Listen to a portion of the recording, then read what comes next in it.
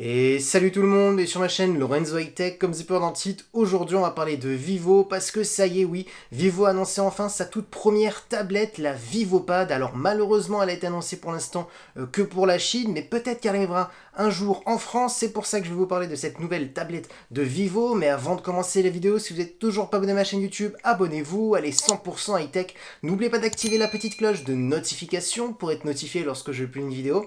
Ou sur ma page Instagram Lorenzo High Tech, je donne souvent des informations, des promotions, tout ça en story. Et maintenant, c'est parti. Du coup, avant de vous parler de cette tablette VivoPad, je vais vous donner un petit peu les informations. Alors pour information, on est sur une tablette milieu de gamme. En termes de tarifs, on est entre 350 et 450 euros. Tout dépend le stockage que vous choisissez. Donc ça reste quand même un tarif plutôt intéressant pour une tablette milieu de gamme. Maintenant, commençons par son design. Et ben en termes de design, je la trouve très jolie, que ce soit la face avant ou le dos de la tablette. Je trouve qu'on a vraiment un écran qui est plutôt bord à bord, borderless. On a un petit peu de bordure, mais pour une tablette milieu de gamme, pour ma part, ça reste très raisonnable. Maintenant, rentrons dans les caractéristiques de la face avant. Alors, on est sur une tablette de 11 pouces, donc une bonne taille, avec une très bonne définition Quad HD+. La technologie d'écran, on est sur du LCD, accompagné d'un taux de rafraîchissement de 120 Hz. Donc là, ce qui va être intéressant, c'est qu'on aura une très bonne fluidité lorsque vous naviguez sur des pages web. Donc ça peut être intéressant pour le professionnel, intéressant aussi pour les gamers, parce que oui, le 120 Hz va apporter une très bonne fluidité. Donc ça, c'est un bon point. Ensuite, la tablette est certifiée HDR10+ et Dolby Vision. Donc ça, c'est un bon point pour les personnes qui aiment bien regarder des contenus multimédia sur tablette. Ça va apporter une meilleure immersion lorsque vous regardez vos séries, vos films. Alors attention, il faut bien entendu que vos contenus sont compatibles HDR10+ et Dolby Vision pour profiter de cette qualité. On a ensuite une caméra frontale de 8 mégapixels accompagnée d'un capteur TOF qui va apporter de la 3D. Et donc du coup, ce qui est intéressant avec cette technologie, c'est que vous allez pouvoir déverrouiller votre tablette simplement avec votre visage, un petit peu comme le fait Apple. Donc ça, c'est vraiment un bon point parce qu'il y a très peu de tablettes sur le marché à ce tarif qui possèdent cette technologie. Vivo a ensuite aussi annoncé un stylet connecté compatible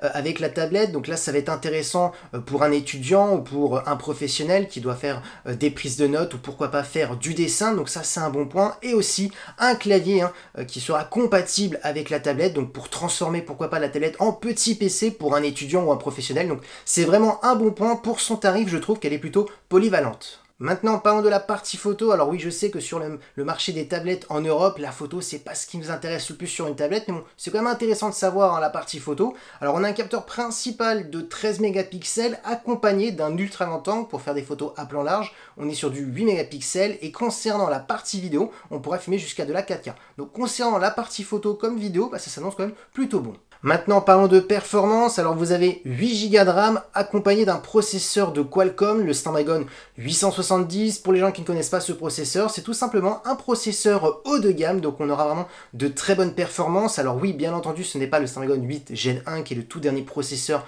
de Qualcomm en termes de haut de gamme. Mais avec ce processeur, le Snapdragon 870, vous pourrez faire tourner toutes les dernières applications. Donc, pour un professionnel, vous n'aurez aucun ralentissement. Vous aurez vraiment une très bonne fluidité. Pour un gamer qui veut une tablette pas trop cher pour faire du gaming, avec ce processeur vous pourrez tout faire tourner, tous les derniers jeux vidéo en mettant les graphismes jusqu'en ultra. C'est juste qu'on n'aura pas les mêmes perfs qu'un Snapdragon 8 Gen 1, mais franchement pour son tarif c'est vraiment un super rapport qualité-prix.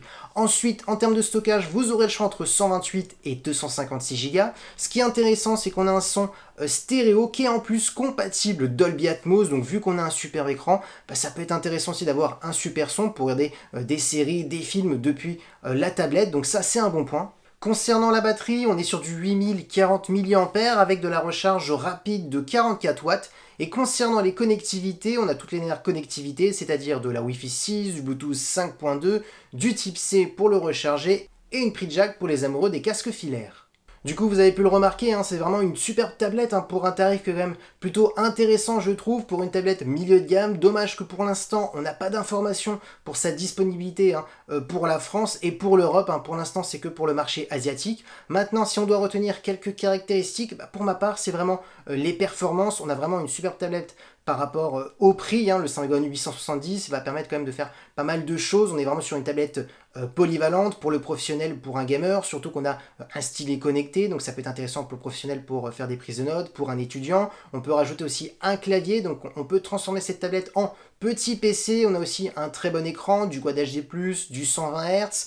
Donc voilà, franchement, il n'y a rien à dire. On est vraiment sur une petite tablette polyvalente, un tarif très intéressant pour, quand même, je préfère le rappeler, pour une tablette quand même qui est juste une tablette milieu de gamme.